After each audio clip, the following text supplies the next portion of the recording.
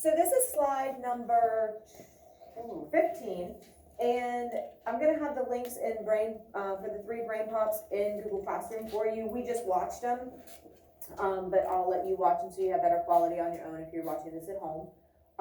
So we're looking at chemical potential energy, and it's stored up energy. So there's 3 main types that we're going to look at, and that's the fossil fuels, food, and batteries. Obviously, the videos are going to be more detailed than we need, but they give you a good overview, and you're looking at how that energy is stored up. So please make sure you watch these, because the whole idea behind chemical potential energy is energy that's stored in bonds. When those bonds or connections break, that's when the energy is released. Okay? So we're going to move on to slide number 16 here. And chemical bonds can be thought of as the attractive force between atoms.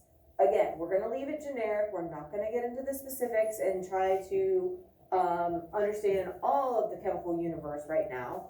We're keeping it very simple.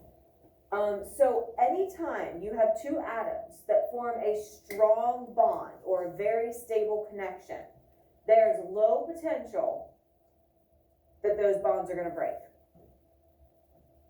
Or sometimes we might just say low potential for them to change. That means they have low chemical potential energy.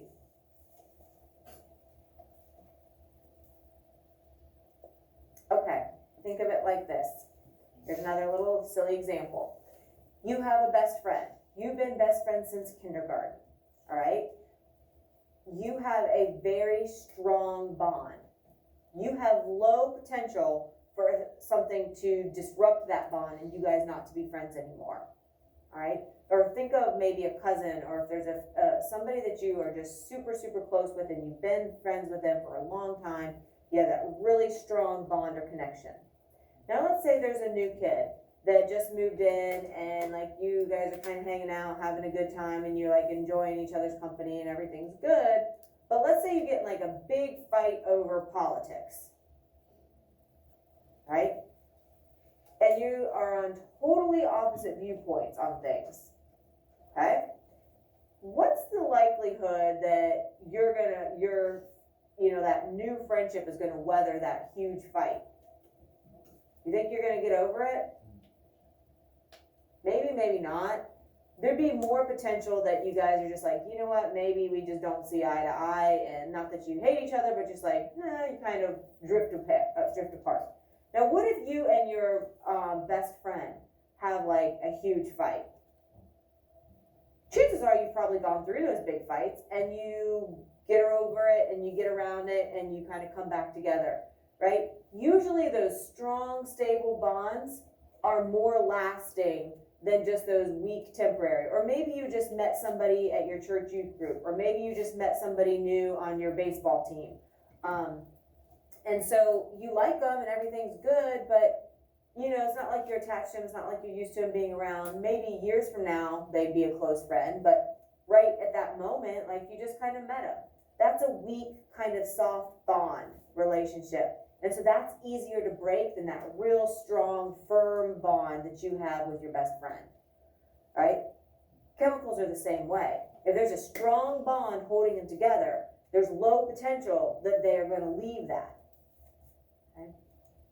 So anytime you have a weak bond or it's unstable, then you have high potential to change, and they have high potential energy, high chemical potential energy between those atoms. So it's kind of like the same idea like with your best friend. If you're hanging out and having a great time at the movies on a snow day, and you have low potential that you're going to leave that happy situation, right? If you're stuck at home babysitting, you would have high potential that you're ready to get out of there and go do something different. Same kind of thought here. Yes? Well, nowadays you can't go to the movies. I know, but we're saying in normal world, not COVID world. All right, so strong bonds, here's kind of like the summary. Strong bonds are going to have low chemical potential energy, which is low potential to change. And weak bonds have high potential chemical energy or high potential to change. Energy is all about causing change, creating change, or causing that motion. So if you have high potential to change, it's because there's kind of that weak connection. It's like that new friendship that you formed that's not real strong. Just kind of like, hey, you're cool, I like you. But if something like interferes with that, you're like, okay, not a big deal. Okay? But your best friend, strong bond. You've been together since day one in kindergarten, gone through everything together. That's a super strong bond, right? That is really hard to break. And so you can go through lots of things, ups and downs, and you're gonna stay nice and firm. So you have low potential that bond or relationship is gonna break. I'm gonna beg you, please do not try to memorize these. It's very difficult. I have people that are like, oh, I'm a good memorizer, I got this. And then like you get asked questions and it's like strong, high, weak, low, like it all just kind of like blurs together. If you can think about it logically and kind of think of like our everyday examples that I've been trying to give you, that really helps. And I've had people say, hey, when I just stopped and tried to think it through, like the process, it made sense. All right, so again, please do not try to memorize this. Just try to think about things logically. Okay, so humans and other animals, we eat food, right? And that one brain pop kind of talked about this. And we're going to use the stored up energy and the chemical bonds to do some things. Any ideas what we use that use our energy for? Give me one. Stay awake. Yes. Yeah. What else? Which is good that we're going to go eat lunch next. What is it? Yeah, that's what we're talking about. Like, what do we use, like, so we have enough energy to eat?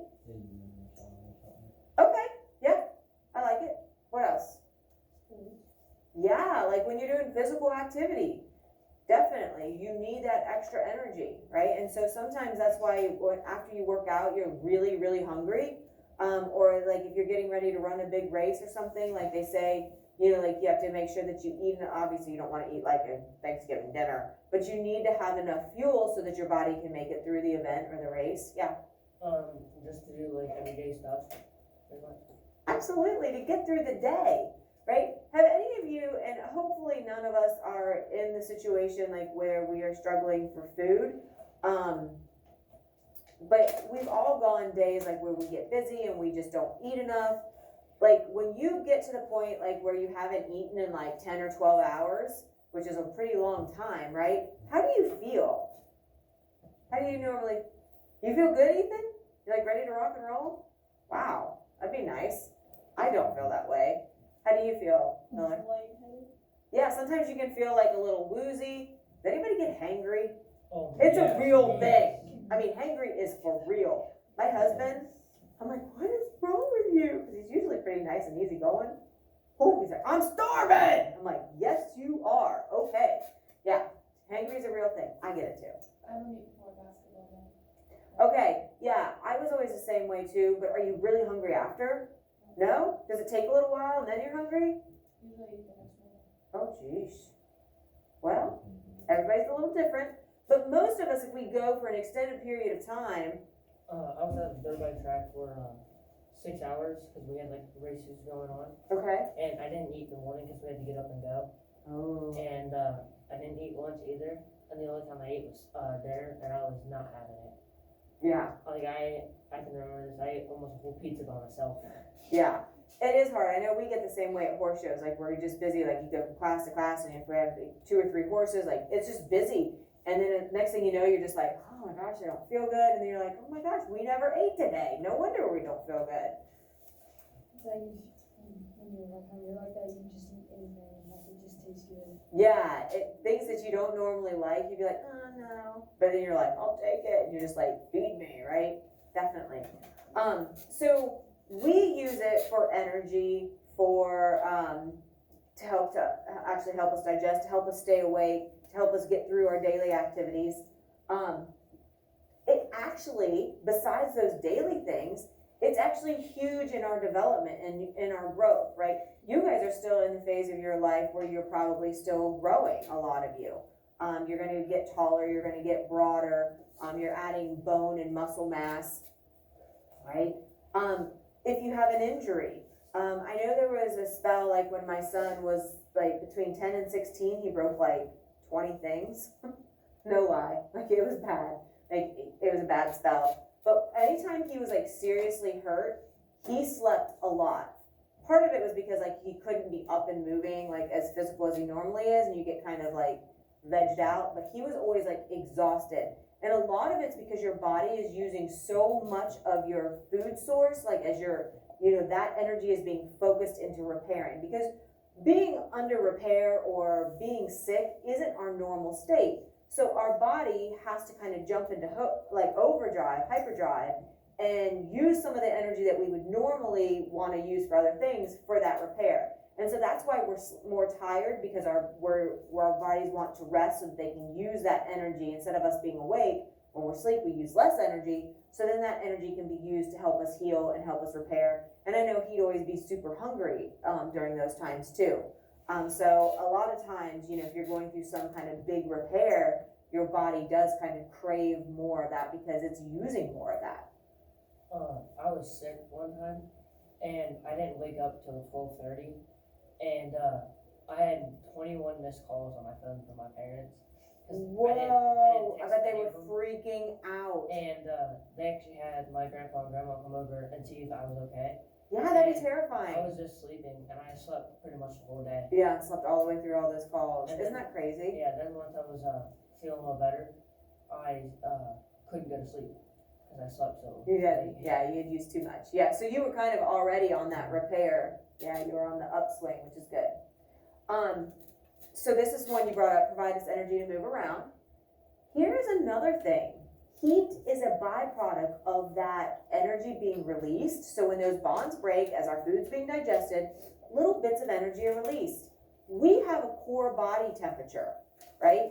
About 96, 97 degrees Fahrenheit is kind of on average. I know I run a little cold. Some people run a little bit hot. That's just like our own unique kind of body temperature.